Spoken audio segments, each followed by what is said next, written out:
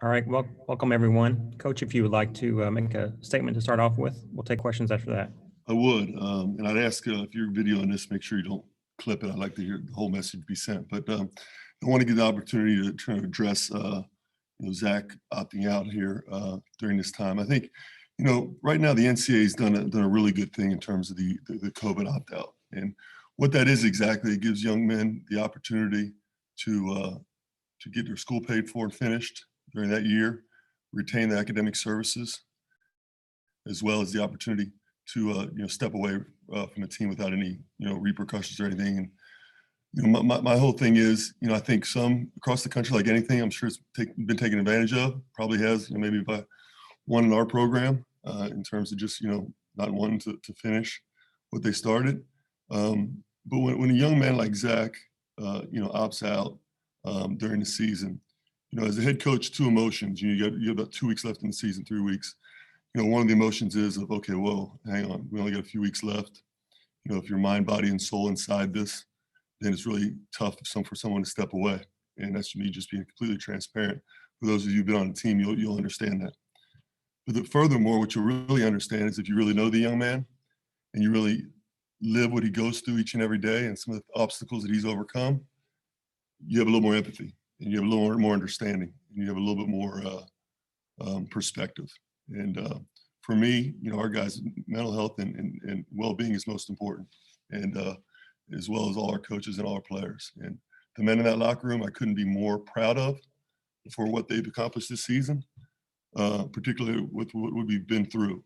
But I wanted to make sure I address that, and we're not going to take any more questions on it, because I want to make sure that, it's understood that that young man's gone through a lot, and fully support his decision, and feel like he's had tremendous growth within this program. And I'm really excited for whatever the future lies with him. We've had a 25-day layoff. And if you go back and find out all the teams that have come off that and look at their scores, okay? These young men in this locker room, like many others across the country, and unlike many others across the country, that haven't had layoffs. We come out and win 4 in a row, 3 of which have been on the road. And two of which have been on the road immediately. And guys are asked to do different things, put in different positions. Their toughness and resiliency is really shown during this period of time. And I couldn't be more excited about the core that we have competing. And I tell those guys every day when I walk in, guys, how are we feeling mentally, where are we at physically? And this is what we have to get done this week. And the challenges only become greater for the University of Cincinnati basketball with the many games we've got in the coming weeks. But I want to make sure I touched upon the toughness level, because we didn't have that early on. We didn't show the Cincinnati tough that we talk about in our program. It's our second core value. They've showed that and more during the course of this last month, and I couldn't be more proud of a group.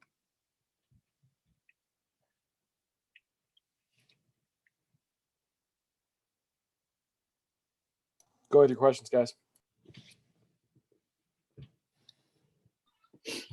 Coach, I know you said you didn't want to take any more questions on Zach, but do you have any expectation or insight on whether he might return in the future at any point?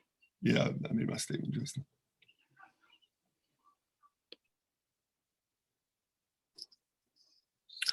Looking forward to Houston. Number 2 now in the league, but they've kind of set the pace up until last night in this league. How tough is it to get the team, right and on the same page with a week layoff to go down there and face what maybe the best rebounding team in the country right now? Well, you're walking. I tell our guys all the time, what are you walking into? Okay, so you're walking into a team that's known for their physicality. Each and every year, they're at the top of the country in rebounding. They've got a veteran team they're the gold standard in terms of the culture right now that they've been able to get over the last 7 years or 8 years with Kelvin. And they just come off a loss. So you gotta know what you're walking into. And our young men understand that, and we're excited about getting down there. Certainly our thoughts and prayers go to with Houston. I know it's been hit really hard in terms of the weather and the loss of water and power. And I know that there's a part of that our guys are asking about. We certainly have thought about that going down. But this is what you want. You want to go down there and play. I think it's the best team in the league, certainly a top 10 team in the country, and they have been all season. Have there been any conversations with the conference about the situation down there and moving forward with the game. The going game, to yeah, the Houston, game's going to Sunday. happen on Sunday. They asked us to call the hotel to find out if they had, running water and power. Our hotel does.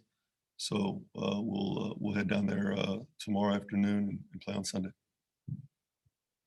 Just another in the line of unbelievable things this season that you have to call a hotel and check to see if they have water and power. Yeah, you do. It's this is we always talk to our guys about not playing victim role, and we're not going to do that. And I talked to my daughters about that. They're 14 years old, and we're just we're not. I mean, we're going to go down there. We're going to compete, and I like the spirit of this team, and we're only going to get better. How did you feel about having the whole week off? Did you wish you could have had some games? I know it was out of your control, or did you like having maybe a whole week to prepare and get back into shape? Yeah, I don't know how much the preparation will take place now, but the preparation for what we need, it was important because now that we have the group, that we really, feel as though they understand what it means to play hard, what it means to play connected, what it means to play hard defense, we now can start to try to execute a little bit more. And so that's what we worked on. One of the things that's been tough, Justin, during the course of these 4 games is guys in different positions with no practice time.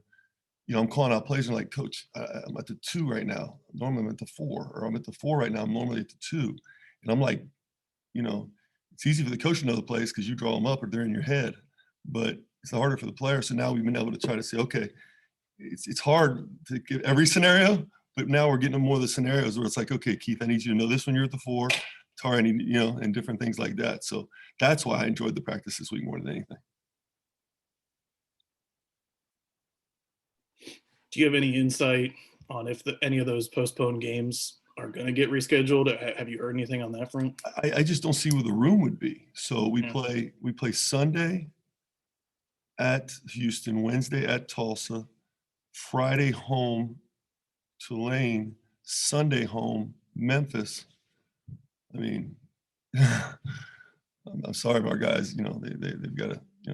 No, I just don't see any more room.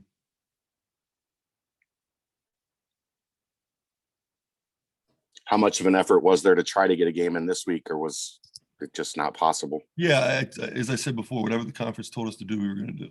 So I don't think it was a situation where the games, if you look at the schedule, the games that need to be made up, I think those teams were either on COVID pauses or they had games. But we were certainly prepared to do whatever they told us to do. John, Mike has shot the ball well of late. Just to kind of talk about his play and how he's done in these last few games. I think he's playing with tremendous amount of confidence, Keith. I think he understands that what he brings to this team is a tremendous amount of toughness defensively and an understanding of our defensive system. And with that comes a comfort level that, hey, I know what I need to do when I'm on the court. And then, recognition of how much attention David's getting. I think he's getting him some good looks. And I think Mike is, doing a great job not only knocking him down, he's always been a good assisted turnover guy. I think he's just playing with a lot of confidence. And, Michael loves the game of basketball. He loves University of Cincinnati, and he loves to compete. And, he's a sophomore for us he just gets better every time he's out there. And I think sometimes he may get overlooked a little bit in terms of the media and whatnot, but he's a winner. And there's a reason, he started as many games as he has. And he played right now. He's coming off the bench, which I like even more for him right now. He's playing starter minutes. So the guy's average almost 30 minutes a game. What went into that decision to take him to the bench? You just more firepower off the bench, or what went into that? Well, that was during the COVID part where I didn't have a Sure. full roster. Sure. So I was, I had to kind of mix and match a little bit, Keith. So, and then I think there's been some punch to that. I think he's cerebral, so I think he sees the game for what it is before he goes in. And, things change daily in terms of that. We're not afraid to, with everything's going on with COVID and your roster's changing and things like that, you got to be willing to be a little bit more, if you know my past, I don't change starting lineups a lot. I'm sure we'll have even more changes as we go forward, just as we evaluate things. Because of all the circumstances, is it hard to enjoy a 4-game winning streak the way you normally would in a normal season? Well, you know what? That's a great question. I've enjoyed it with the guys. I mean, obviously we had to deal with the situation this week, but which, you guys make more of than we do inside the program in terms of, we understand what's going on, what we're doing, and the direction we're headed in. So, no, I've enjoyed the fact that we're playing better and we're more connected and got a chance to was a little bit different evaluating our team over the last 4 games versus Christmas time when I was evaluating our team over the last 4 games. And there were 4 straight losses, so it's been a little bit more enjoyable watching that tape.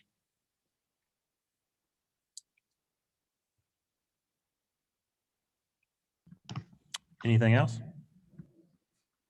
Thanks, guys. Thanks, John. Thanks, Coach.